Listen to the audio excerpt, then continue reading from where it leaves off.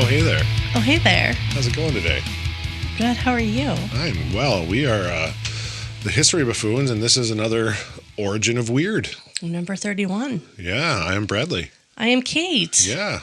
How are you today? I think I might have asked that. I'm doing pretty good. Awesome. It's cold outside. It is frigid outside. Frigid. And you know how much I don't mind cold? This is fucking cold. I mean, you're bald and you wore a hat, which is A first. a first. You're bald and you don't wear a hat. Normally, no. Never. And today, I saw you with a hat and I was like, oh shit, it must be really cold outside. My boss yesterday at work said, he came up to me and it almost sounded like he was joking, but he's like, make sure you wear something tomorrow. I'm like, okay. Yeah. He's like, no, really. Seriously. I don't normally I wear a polo and my work pants, and that's usually what I wear for work. Even when it's like 12 degrees out, that's all I wear. Yeah. I bring a sweatshirt with me just in case. Yeah. But literally just a sweatshirt. So anyways, it's fucking cold. It is. So what do you got for us today on the Origin of Weird? So we are going to talk about the night that 2 atomic bombs fell on North Carolina. Okay. That happened? That happened. What year are we talking about? We are talking about 1961. Oh, dear. And actually, there was quite a few of these instances. Not this one in America, and then there's been a couple others not in America. Isn't that the year JFK was inaugurated? I don't know. I believe that's right. Yeah. Could be. Anyways. I know just enough about JFK, but I don't do numbers, so I don't do well with years. Oh, I'm well aware of that. that is very, very true on your part for saying that. So thank you for being transparent. You can see right through me? You can't see me, anyway. John Cena. In the early hours of January 24th, 1961, a B-52G Stratofortress bomber was flying a routine mission over Goldsboro, North Carolina, as a part of the Operation Chrome Dome. Chrome Dome? Mm-hmm. Like me? Kind of, only shinier. Only chromier? Chromier. You know what's really weird? Okay. Transparency. Yes. The day we're recording this, the anniversary is 65 years tomorrow. Oh, shit, yeah. Way to put that together. Wow. Like she said, she doesn't do numbers. Like I said. But Operation Chrome Dome was a Cold War program. Okay.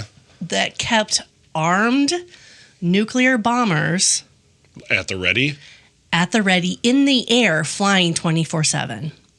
They did it for about 8 years. That's crazy. 24/7. That is weird that they would be like that. I mean, shit was tense back then. I mean, so I get it, but Jesus Christ. Yeah. 8 fucking And then years. between North Carolina and then the other places that had these incidences that I'm going to talk about, we're like, maybe let's not do Chrome Dome anymore. Maybe we should shut that operation down. So it had a crew of 8, and they had been airborne for about 12 hours. Okay. When they noticed that their plane was starting to leak fuel. Oh, dear. So they were carrying 2 Mark 39 hydrogen bombs, and Mark 39 is just like their serial number type of thing. Sure.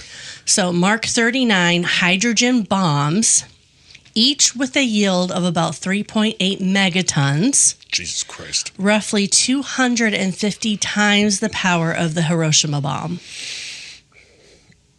That would have fucked some shit up. Damn. So the B-52 was ordered back to base for an emergency landing, which is also in North Carolina. The base is also in North Carolina. I figured as much, yeah.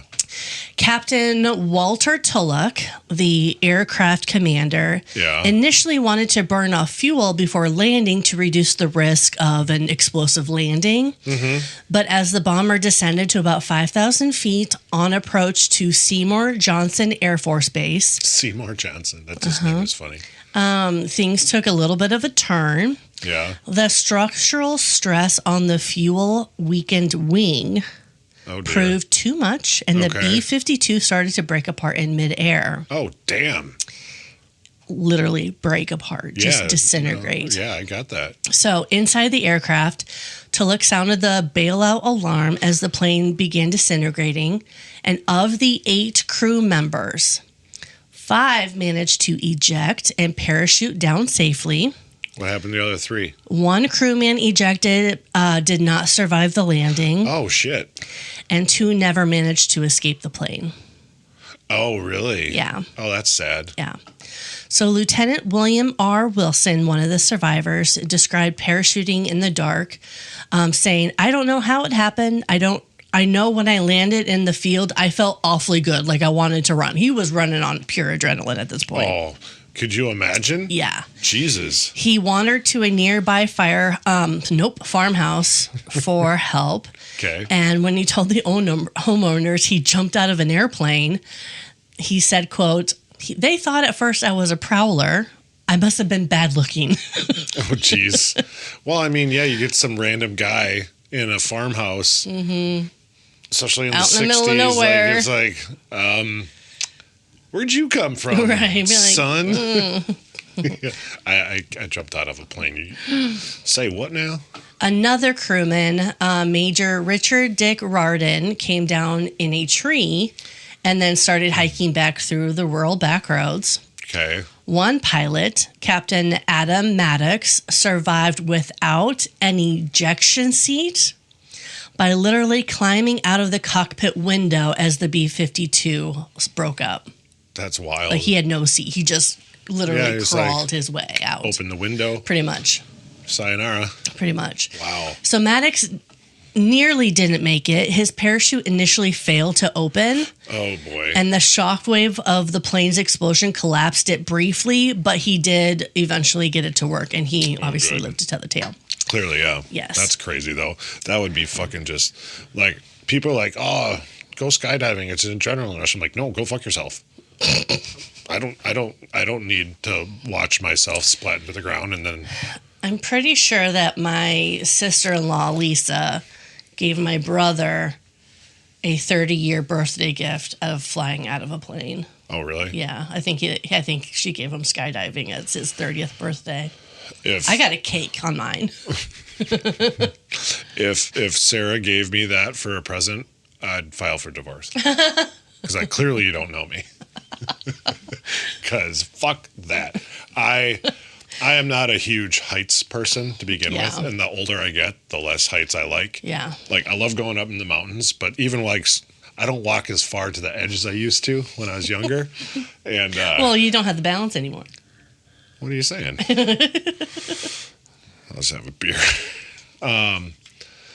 But I know there's nothing could, I mean, maybe a certain dollar amount, but it'd have to be pretty high, would get me up in a plane, but nothing else would. Yeah. Literally nothing else would. Fuck that. Yeah. I hear about too many people bouncing off the ground. Yeah. And obviously you don't live. So, in a weird twist, guards at the gate, at the Air Force Base gate, arrested Captain Adam Maddox on the spot. Why? They thought this disheveled individual must have stolen a parachute from the Air Force.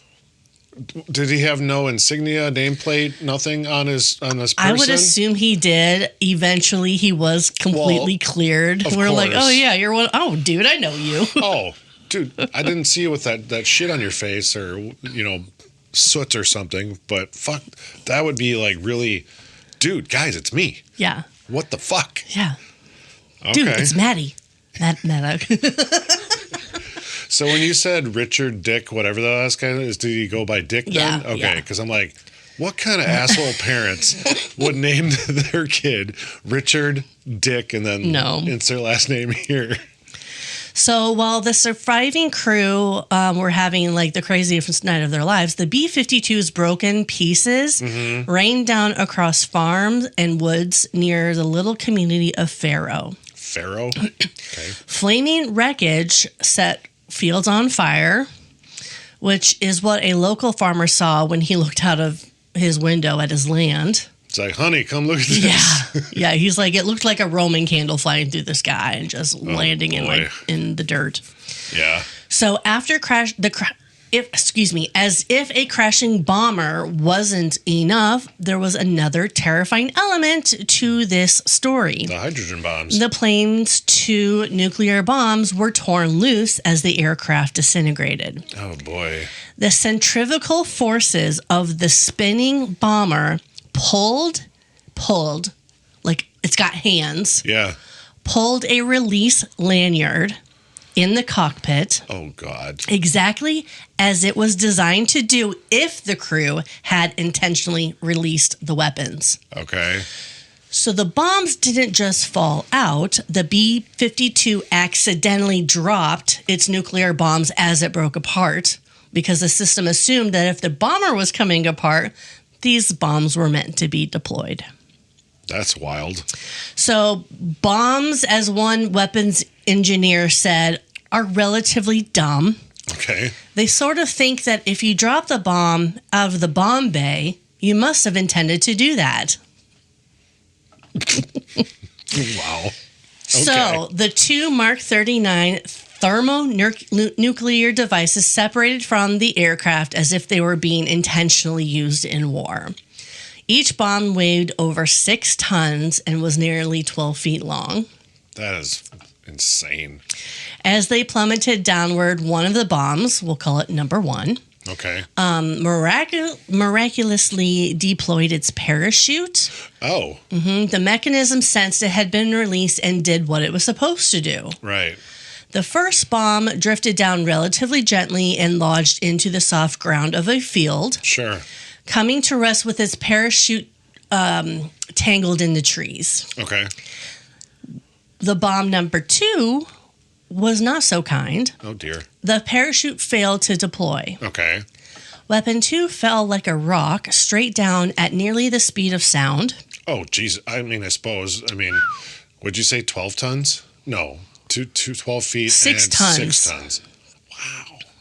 That's wild. It slammed into a muddy field about half a mile from the other bomb and buried itself deep in the ground on impact. Did it say how far deep it went? About 5 to 10 feet deep, which 5 to 10 seems like a kind of a wide range.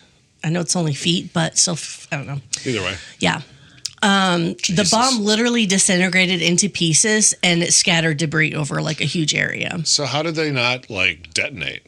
Oh, I'll tell you. Oh. Yeah. Do tell. So emergency teams from Seymour Johnson Air Force Base and Explosive Ordnance Disposal, the EOD, units rushed to the scene that night. Sure. They were trying to find and secure the 2 lost hydrogen bombs. Right. So the fires from the crash and the chaos of scattered wreckage complicated a little bit of efforts, but it was at night and, Which obviously didn't help. But by daybreak, they did locate both of the bombs. Okay. The first bomb, hanging by its parachute, was easy to spot, swinging from the trees with its nose poking into the dirt. The second bomb had driven itself deeply into a muddy field, leaving bits of high explosive and components strewn around a crater. Oh, boy. EOD personnel carefully combed the site, recovering what they could. Incredibly, they found the central primary sphere of the second bomb, the plutonium-containing core of the weapon, intact. That's impressive. And unexploded, not too far away. That's crazy. Not too far down. Sorry, not too far down. Wow. Huge relief, as any detonation of the conventional explosives could have scattered radioactive material. Right. The Air Force announced that this nuclear core had been safely recovered and assured the public that both bombs were unarmed and had never posed a serious threat. So these were never armed to begin with. That's why they didn't technically do what they were supposed to do. There's a caveat. Sure. Yeah. So on the surface, it appeared that aside from the tragic loss of the 3 crewmen and some smashed up farmland, Goldsboro had dodged literally a nuclear bullet. Hey. Residents were told there was no risk of radiation, and curious onlookers who flocked to the crash sites were kept at bay due to the remaining high explosive hazards. Right. So behind the scenes, however, the Air Force and bomb experts were nervously examining the weapons to answer a critical question. Just how close were they to creating a nuclear detonation? Yeah. How close? It was close. Like really close? Really close. Like a couple inches close? Like a toggle. That's really close. Like a light switch toggle. I don't know if you can see the light switch, but I mean, it will be edited out. Light switch toggle. That was pure cinema. Cinematic, I know. When weapons specialists inspected bomb number 1, they discovered the bomb had fully gone through its arming sequence in midair. Holy shit, really? The B-52 broke up and the bomb was flung free. It behaved exactly as a nuclear bomb would if deliberately dropped on a target. I guess I never knew that nuclear bombs could behave. If they're engineered that way. But they're talking about it like it's a person or something. Because a person would have... Chippy from ChatGPT is a person. His name is Chippy. Anyways. So the pulling of that lanyard initiated a sequence. Yeah. Internal switches were energized, the weapon's triggers engaged, and a timer started ticking down. Okay. How long is the timer for, did it say? Yes. So by the time bomb number 1 hit the ground, it was ready to detonate. It even sent an electrical firing signal to ignite its nuclear core. The only thing that prevented a mushroom cloud from appearing over North Carolina was literally one switch, toggle, if you will, being in the safe position instead of armed. That's fucking wild. And I will get to that, how long it takes. I will get to that. Yeah. The single saving grace was the bomb's arm safe switch. Jesus. A low voltage trigger that remained, thankfully, in safe mode. And that last switch, if that last switch had flipped over to arm, either by the breakup or an electrical short, we would have had a nuclear explosion on U.S. soil. The blast could have easily devastated a wide region of eastern North Carolina and dumped radioactive fallout over many downwind miles. And it's funny the way you worded that. It sounded like we've never had a nuclear explosion in U.S. soil, but they did it in Nevada all the time. Yeah. Because, that's where they tested a lot of shit. It's like, hey, we'll go to the desert. Yeah. But, I mean, even back then, if it's farmland, but fuck. Those are my crops. My cows got pulverized. Ooh. The Air Force initial internal report after the accident confirmed that bomb number 1 underwent a normal release sequence. Mm-hmm. Full operation of this weapon was prevented by the MC772 arm safe switch. That's wild. The primary safety or safing device. Sure.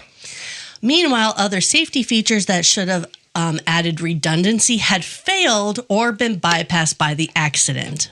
That's crazy. Every safety mechanism except for one had failed. That one switch. Could you imagine, wow, that would just be wild. Because, that would have blown a big-ass fucking hole in North Carolina. Mm-hmm.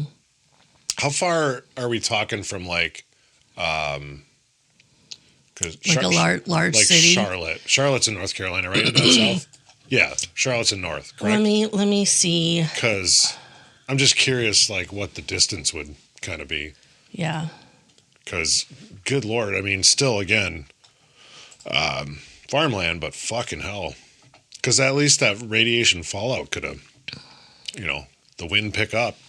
That would fuck a lot of people up. It would.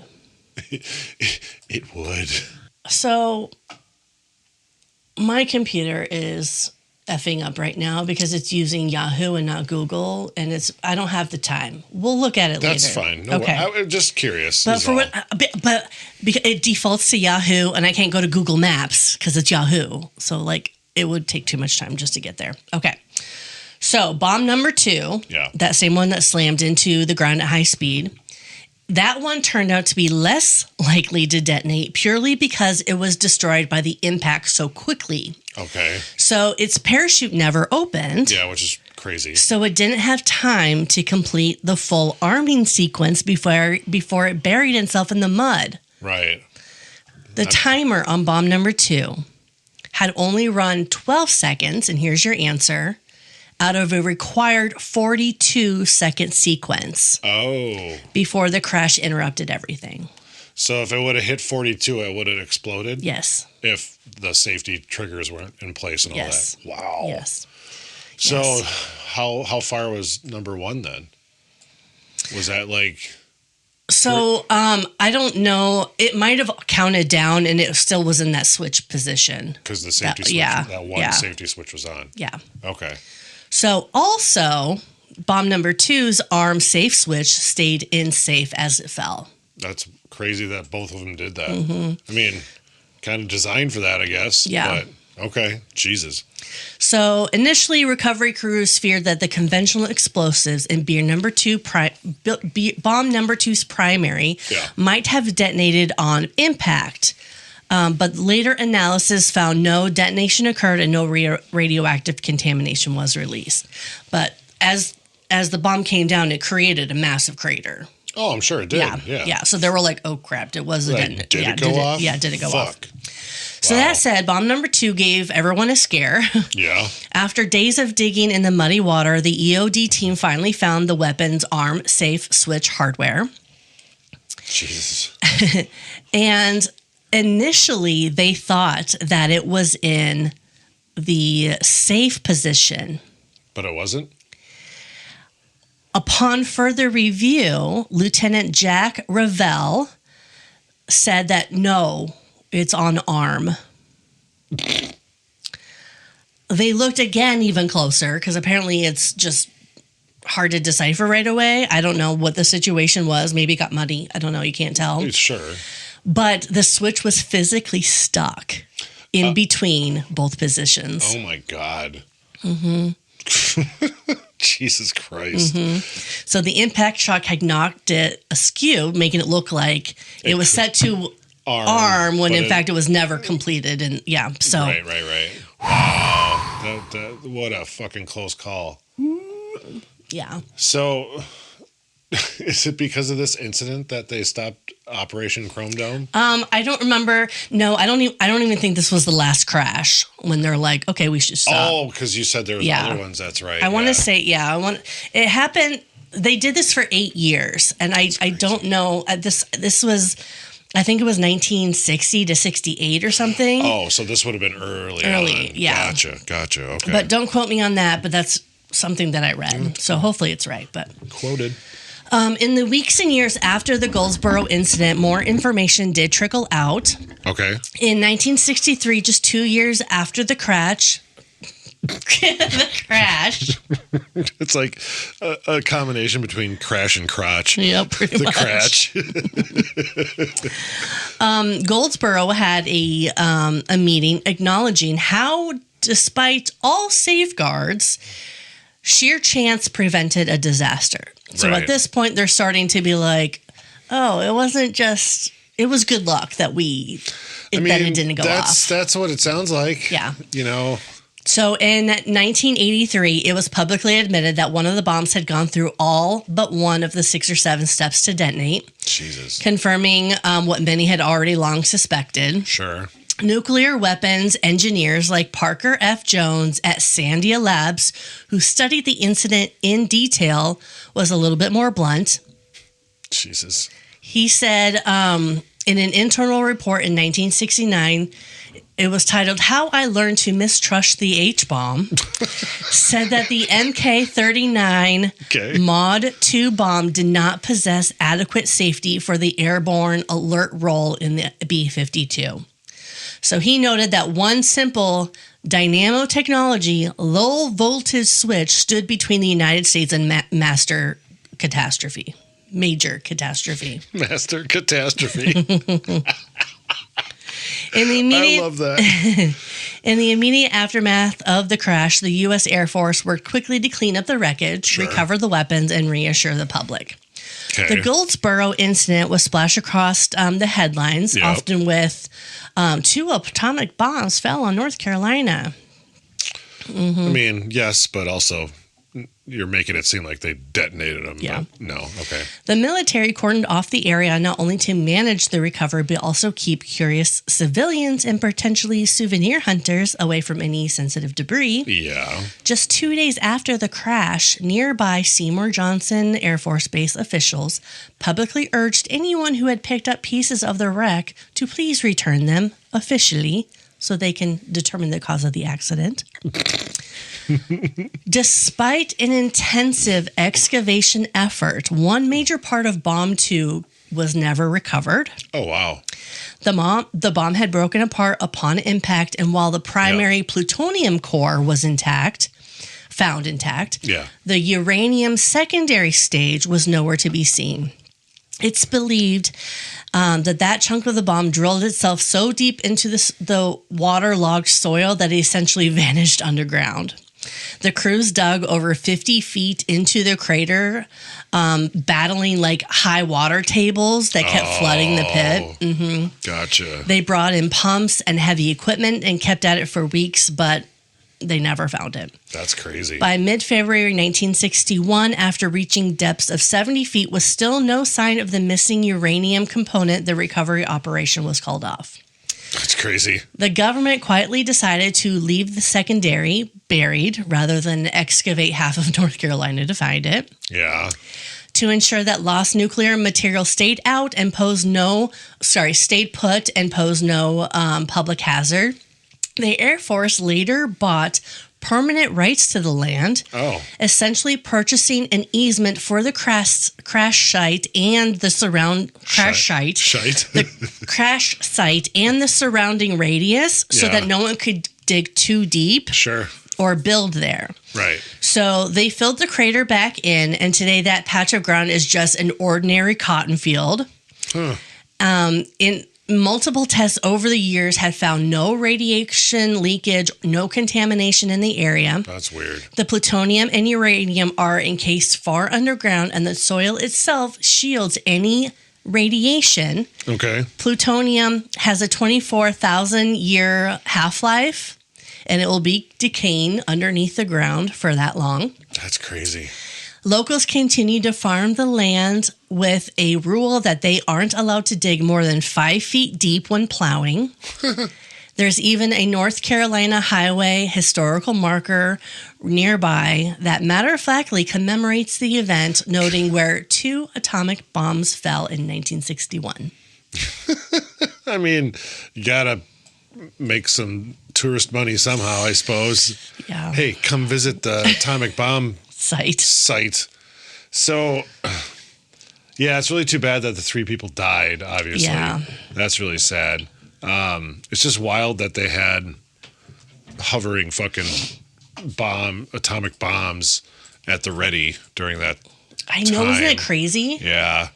Because the Cuban Missile Crisis was then the next year or two, 63? 63, right? Or 60? I know, because it was around JFK, so... I mean, I get it.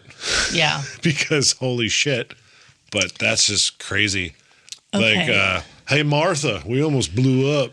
I know it. Okay, so... I don't do impressions. I'm not good at North Carolina I was just going to let it pass. All right. So Faro is near Raleigh. Oh, sure. Okay. And it's approximately an hour away by car. Okay. So that's pretty close. The only thing in the area that is kind of a landmark other than that sign on the highway is like a group of trees. Oh. And the group of trees just kind of tells you north of this site. Gotcha. North of the trees is where it is. Okay. Yeah. Fair enough. Yeah. Oh, that's weird. Yeah, I'm really glad they didn't explode. I know, isn't that crazy? Yeah, because could you imagine like the fallout? Like how long it would take for it to clear out? Ugh. I'm not even sure how long that would be, but I feel like it would be a long time. Mm-hmm. I mean, it's probably no Chernobyl, but who knows? I don't know. I'm not sure on how that all works, but yeah. Wow, that is really weird. Yeah, I didn't know that we dropped atomic bombs on North Carolina. Yeah. In an accidental way. Isn't that crazy? That's really weird. Isn't that a good story, though? Yeah, and I've never, ever heard of that before. Yeah. So that's pretty cool. But yeah, no, that's awesome. So Operation Chrome Dome began in 1960 and went to 1968. Oh, so yeah, you got that right then. It officially ended in 68 after near misses and accidents happened. Goldsboro in 1961. Yeah. A crash in Spain in 1966, and in Greenland in 1968. And at that point, the Pentagon was like, maybe we should let's rein it in a little.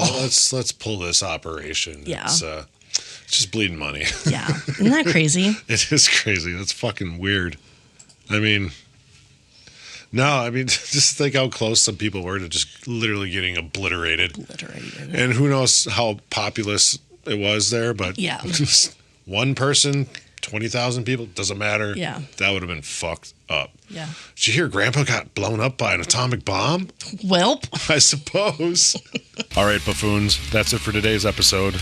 Buckle up because we've got another historical adventure waiting for you next time. Feeling hungry for more buffoonery? Or maybe you have a burning question or a wild historical theory for us to explore? Hit us up on social media. We're History Buffoons Podcast on YouTube, X, Instagram, and Facebook. You can also email us at historybuffoonspodcast@gmail.com. We are Bradley and Kate, music by Corey Akers. Follow us wherever you get your podcasts and turn those notifications on to stay in the loop. Until next time, stay curious and don't forget to rate and review us. Remember, the buffoonery never stops.